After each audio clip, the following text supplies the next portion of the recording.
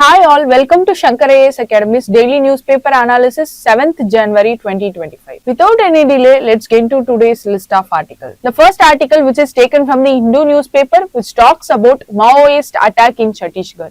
In this article, we are going to see about left-wing extremism and its impact and government initiative to curb left-wing extremism in India from Prelims point of view. The second article, which is taken from the Indian Express, which talks about oldest method of lifting fingerprints. In this article, we are going to see in detail about Fingerprint Bureau and National Crime Report Bureau from Prelims point of view. The third article, which is taken from the Hindu newspaper, which talks about National Human Rights Commission's concerns about manual scavenging. In this article, we are going to see in detail about manual scavenging, how manual scavenging affects societal structure and legal and constitutional provisions against manual scavenging and role of National Human Rights Commission in restricting manual scavenging in India. The fourth article, which is taken from the Live Mint newspaper, which talks about green MSME policy for technology development in India. In this article, we are going to see about what is green MSME and some of the government schemes like MSE Spice and MSE Gift scheme. Both the schemes are promoting green MSME, which is the step towards sustainable future and to ensure environmental protection. With this, without any much delay, let's get into the discussion. Look at this article. This article discusses how Delhi Police Fingerprint Bureau has increasingly solved cases using fingerprint technology, with cases solved rising from 130 in 2010 to 257 in 2022. In this article, we are going to see about Fingerprint Bureau from Prelims point of view. For that, first let us know what is Fingerprint Bureau and its functions. In India, first Fingerprint Bureau was set up in 1897 in Kolkata. It was considered as world's first fingerprint classification system. The Fingerprint Bureau is not a constitutional or statutory body. It works under National Crime Records Bureau. And the National Crime Records Bureau was constituted under Ministry of Home Affairs. National Crime Report Bureau. This Fingerprints Bureau of India was constituted under National Crime Record Bureau, which was functioned under the Ministry of Home Affairs. And that the Director of National Crime Record Bureau serves as a chairman, who is the senior most IPS officer who was appointed by the Home Ministry. With this, let's see some of the roles of Fingerprints Bureau with the help of National Crime Record Bureau. The first and foremost role is maintenance of fingerprint records. That is, it was maintained a repository of fingerprints, helping to identify individuals who are involved in crimes. The second one is search and identification. Fingerprints found at crime scenes are compared with existing records for exact matches to identify the crime criminal without the huge effort. And the third one is examination of questioned documents. That is, Fingerprints Bureau analyzes finger impressions on document to verify for authenticity and resolve disputes among them. Fourth one is training and accreditation. In this, Fingerprints Bureau train police in fingerprint science and conduct accreditation exam for that. From that, police will get expertise on fingerprint analysis. Coordination with guidance. They coordinated with State Bureau to ensure the uniform application of fingerprint technology all over the country.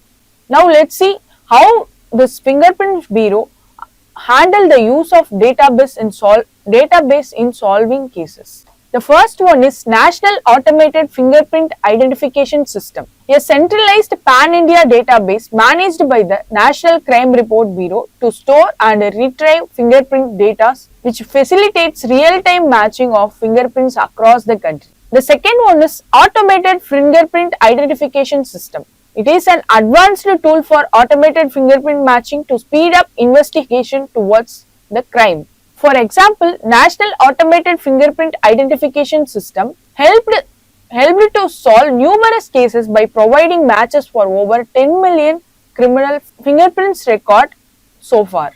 Now let's see Now let's see some of the benefits of linking fingerprint data with national system. The first one is enhanced coordination, that is shared database ensure law enforcement agencies can access relevant information quickly to boost up the investigation towards the crime. Increased accuracy, automated system eliminate manual records and enhance the precision of criminal investigations. Third one is crime pattern analysis.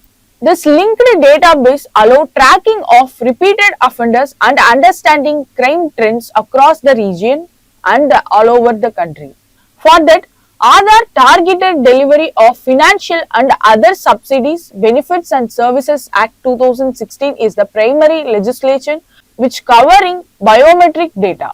In this authentication, they provide for the use of Aadhaar for identification and authentication towards the fingerprint. Individuals can give consent for their Aadhaar data to be used for authentication purpose. The next one is Aadhaar number. Issuance of unique 12-digit Aadhaar number to every resident based on demographic and biometric data like fingerprints and iris will help in this investigation tremendously. When it comes to voluntary participation, Aadhaar is voluntary for most services except for welfare schemes and services where it is mandatory by law. The next one is confidentiality and security towards the data. This mandates strict measures for data security which prohibits the use of Aadhaar data for purpose other than specified in the law. Let's see some of the governance benefits of Aadhaar. Direct transfer, that is enable direct transfer of benefit and subsidies to Aadhaar linked accounts under welfare schemes. When it comes to regulation and oversight, the Unique Identification Authority of India is the authority responsible for implementing and overseeing the Aadhaar system. Now let's see penalties for misuse of Aadhaar for the personal use. Penalties for misuse. Penalties for using Aadhaar data for unauthorized purposes which was considered as offences such as imprisonment and fraudulent use of Aadhaar attract legal consequences like penalties and imprisonment up to 6 months. When it comes to privacy, it ensures that the use of Aadhaar respects an individual's privacy rights. So, Aadhaar data cannot be shared with prior consent except in exceptional circumstances specified by law. So, enrolling in Aadhaar provides a process for residents to enroll and update their Aadhaar information, which is helpful for government towards all the spheres of the societal security. With this information, from this article, we are going to conclude this with fingerprints technology in India, which was really helpful to investigate the crime with the help of Aadhaar biometric and iris scan with unique identification, which will boost up the investigation process and it will impact the society towards the crime control with the trust towards police national security system which was followed in India. With this information, try to solve the prelims practice question.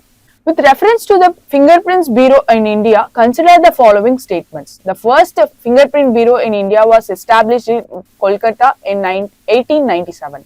The Fingerprint Bureau is a constitutional body under the Ministry of Home Affairs. The National Authentication Fingerprint Identification System is maintained by the Fingerprint Bureau. Which of the statements given above is or are correct? Option A 1 only, option B 1 and 3 only, option C 2 and 3 only, option D 1, 2 and 3. The correct answer is option B 1 and 3 only. With this, let's move on to next article. Look at this news article which highlights a tragic IED blast in Bijapur, Chhattisgarh, which kills 8 security personnel and a civilian suspected to the work of Maoist. The incident reflects the ongoing Naxalite insurgency and challenges in counter-insurgency operation with authorities owing to identify efforts to combat left-wing extremism. From this article, we are going to see left-wing extremism in detail from prelims point of view. Let's see what is left-wing extremism. Left-wing extremism refers to insurgency led by Maoist and Naxalite group in India aiming to overthrow the state through violent means. And also this group advocate a classless society, often targeting the state for alleged exploitation of marginalized community, especially tribals and farmers. Let's see the geographical spread towards this left-wing extremism. They are we can call it as red corridor because state heavily affected are Chhattisgarh, Jharkhand, Odisha, Bihar, Andhra Pradesh, Telangana and Maharashtra. Moderately affected areas are Madhya Pradesh, Uttar Pradesh and West Bengal. These areas are well affected by left-wing extremism, which was called as red corridor among the security personnel. Let's see some of the causes which was created by left-wing extremism. First one is socio-economic factors. Land alienation, displacement due to mining and development properties, and also lack of education, health and basic infrastructure in tribal area is the basic socio-economic cause towards this left-wing extremism. The second one is governance issue. Corruption, lack of administrative research in remote areas which will impact in poor implementation of government schemes. The third one is tribal alienation. Denial of forest rights and livelihood opportunities towards tribes in the forest area, and also exploitation of contractors and industries. Land acquisition without proper compensation towards tribal community.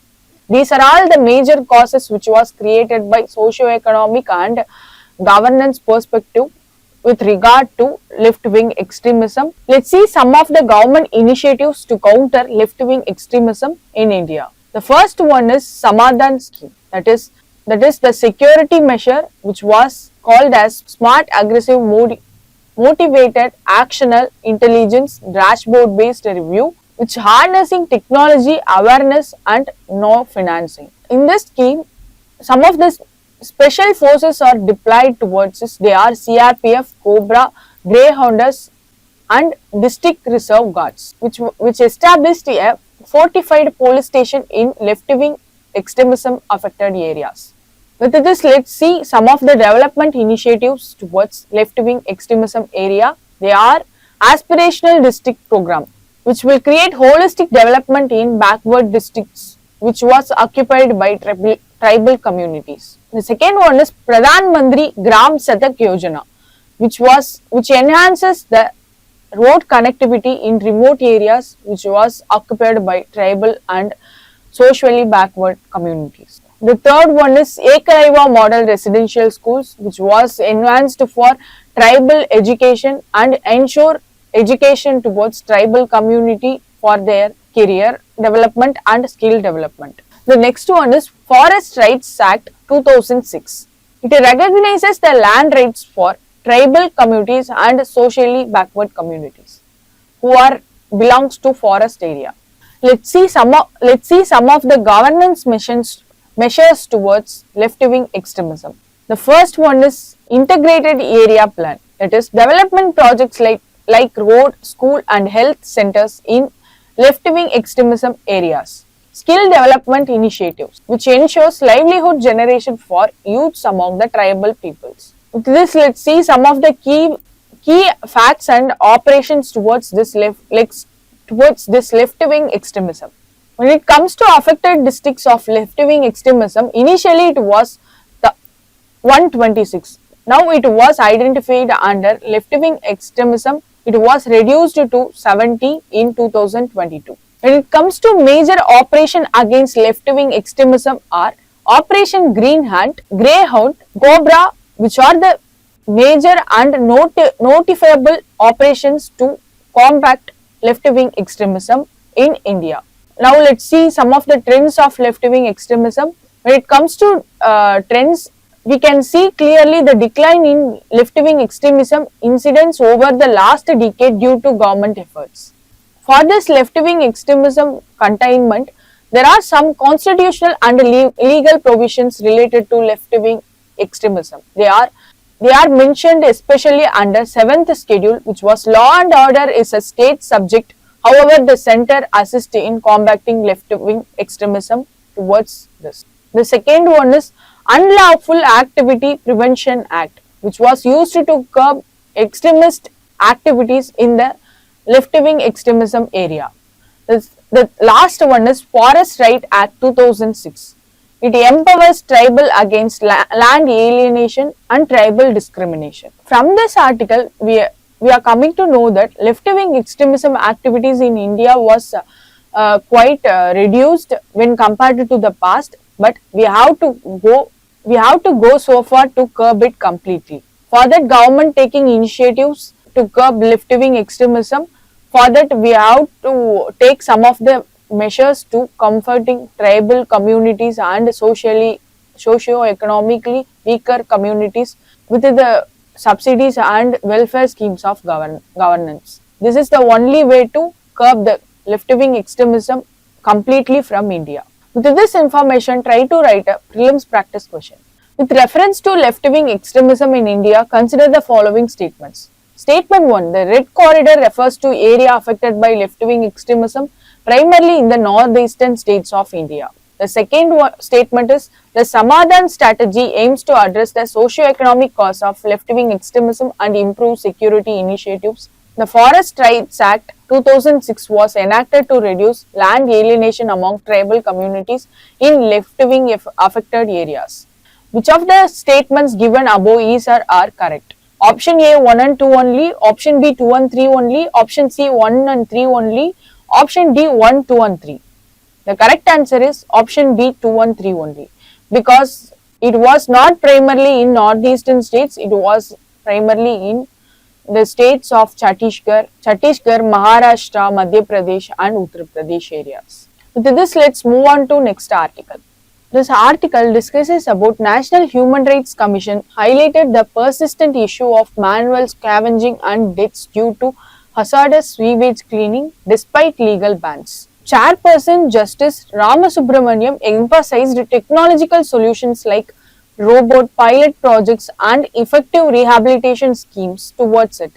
The National Human Rights Commission urged transparency, mechanized cleaning and social efforts to address caste-based inequalities and ensure dignity for affected workers. In this article, we are going to see in detail about manual scavenging, what are all the causes created by this manual scavenging and the government initiative to curb this practice in India. And also we are going to see some of the roles of National Human Rights Commission towards this social issue. For that, first we need to see what is manual scavenging. Manual scavenging refers to the practice of manually cleaning, carrying, disposing of, handling human excreta from dry latrines, sewers, septic tanks or open drains without protective gears or adequate mechanized tools. It is a deeply exploited and hazardous occupation predominantly assigned to marginal communities, often based on caste hierarchies. Let's see some of the causes and characteristics of manual scavenging in India.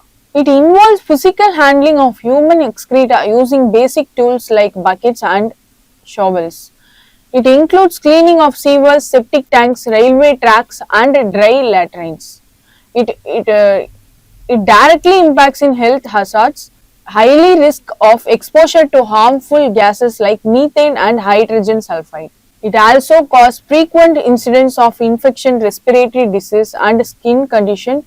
It also even move to the mortality and fatality rates. When it comes to the angle of social discrimination, primarily it affects the scheduled caste and other marginalized community, which perpetuates caste-based discrimination and inequality in society. Let's see some of the legal frameworks towards sanitary workers who are also doing manual scavenging.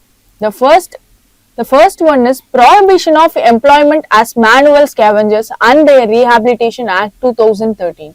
It prohibits manual scavengers and hazardous cleaning of sewers and septic tanks without protective gears and equipments. It also provides for rehabilitation measures like skill training, financial assistance and housing. And it also signifies manual scavenging is a punishable offence under this law, which highlights its importance in the social justice domain. With this legal frameworks, government had some of the data towards this manual scavenging. Let's see what are they. That is 377 deaths reported due to hazardous cleaning of sewage and septic tanks in the last 5 years. It reflects in gap between this report reflects the gap between legislation and implementation process, and also it questions on the data may be linked to issue of governance, safety standards and vulnerable sections of society. In this national in this issue, National Human Rights Commission has some of the recommendations. Now let's see what are they. The first one is technological solution, which is suggesting running pilot project using robots and other mechanized tools for sewer cleaning to prevent human involvement, which focuses on scaling up this initiative to reduce fatalities towards this manual scavenging. The second one is implementation of mechanized cleaning, which is it calls for strict implementation of mechanized sanitation processes by state to eradicate the practice effectively. The third one is monitoring mechanism. Creation of database to identify manual scavenging and tracking their rehabilitation status, which will ensure health insurance and education for affected workers and their family. Now let's see some of the government schemes and programs to curb manual scavenging and reduce the fatalities over it. The first and foremost one is Swachh Bharat Mission, which was India's forerunner towards the open defecation free India, which also promotes sanitation and the workers who are involved in the sanitation process, and it also aims to create awareness campaign under Swachh Bharat Mission can be leveraged to combat manual scavenging in India. The second one is Namaste, that is National Action for Mechanized Sanitation Ecosystem. It focuses on mechanizing sewer and septic tank cleaning, which provides skill development and alternate livelihood opportunity for sanitation workers and their family. These are all the recommendations of National Human Rights Commission. From this, we have to know about the National Human Rights Commission from prelims point of view. Let's see one by one. This National Human Rights Commission was established in October 12, 1993 under the Protection of Human Rights Act 1993. When it comes to its function, it inquires into violation of human rights or negligence in preventing such violation by public servants. When it comes to review factors, including acts of terrorism that inhibit the enjoyment of human rights and recommend remedial measures. This organization will study treaties and international instruments on human rights and make recommendations for their effective implementation. It also undertake and promote research in field of human rights, and also the organization and the members visit jails and detention facilities to study the living condition of inmates of jail. And this organization also encourages the effort of NGOs and the institution working towards the field of human rights and their ensurety in India. We have to know the structure of National Human Rights Commission. It comprises of a chairman who has been a Chief Justice of India or the Judge of the Supreme Court, who should be a Judge of the Supreme Court of India, and the one member who is the Chief Justice of High Courts, and also 3 members out of which at least one shall be a woman with expertise in human rights. When it comes to ex officio member, which includes chairperson of National Commission who belongs to SC, ST, women, minority and backward classes who are favorable to child rights and disabilities.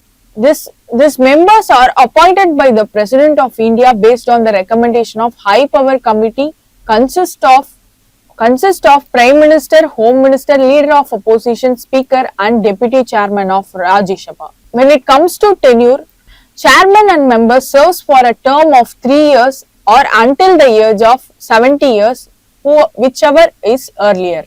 They are eligible for reappointment as per the provision of Protection of Human Rights Act 1993. With this all information, let's try to write a prelims practice question. Which of the following organization is responsible for monitoring the implementation of law and rights related to manual scavenging in India? Option A, National Human Rights Commission. Option B, National Commission for Scheduled Caste. Option C, Ministry of Social Justice and Empowerment. The correct answer is option D, all of the above. All the three of the institutions are involved in the favor of manual scavengers in India.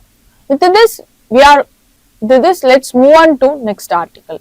Look at this article. This article highlights the government is likely to announce green MSME policy in the upcoming budget for greening the operations of micro, small and medium enterprises and lowering their carbon emissions. In this article, we are going to see about MSME in detail and also some of the micro and small enterprises schemes followed by government to reduce carbon emission and to promote green MSME for future India.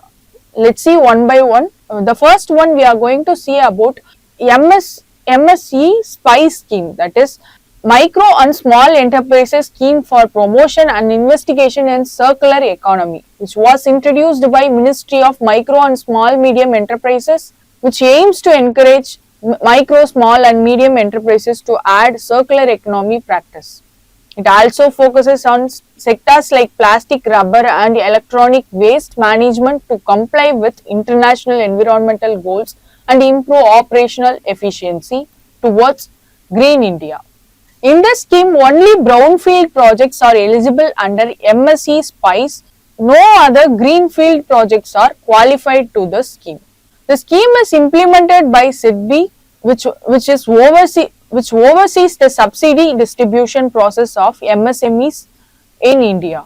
Let's see the eligibility criteria of this scheme. All micro and small enterprises registered with the Udayam's portal of the Ministry of Micro, Small and Medium Enterprises are eligible for the scheme to participate. For this, MSE unit must comply with extended procedure responsibility and waste recycling targets set for industries. Under this MSE, investment should be directed towards 11 identical circular economy sectors as per the scheme guidelines. That's all about this MSE SPICE scheme. Let's see what is MSME gift scheme. This MSME gift scheme was formulated by Ministry of Micro, Small and Medium Enterprises, and it focuses to develop an ecosystem wherein institutional finance is made available to MSEs at a concessional cost to minimize and overcome the incremental cost of clean and green technologies towards MSME projects. Now let's see what is green technology. When it comes to green technology, it includes energy from renewable sources like solar, wind, biogas and clean transportation, etc. Let's see some of the key components of this scheme. When it comes to key components, interest subvention component. This component provides affordable finance to MSEs for adopting green technology by offering 2% interest subvention per annum for a maximum of 5 years on term loan up to Indian rupees of 2 crores. Second one is risk sharing facility. The scheme also offers a risk sharing facility to cover loan up to Indian rupees 2 crore for MSEs, providing financial assistance under hybrid model to mitigate risk for financial institutions. And also enterprises can avail benefits from either the MSE gift or MSE SPICE scheme, but not both.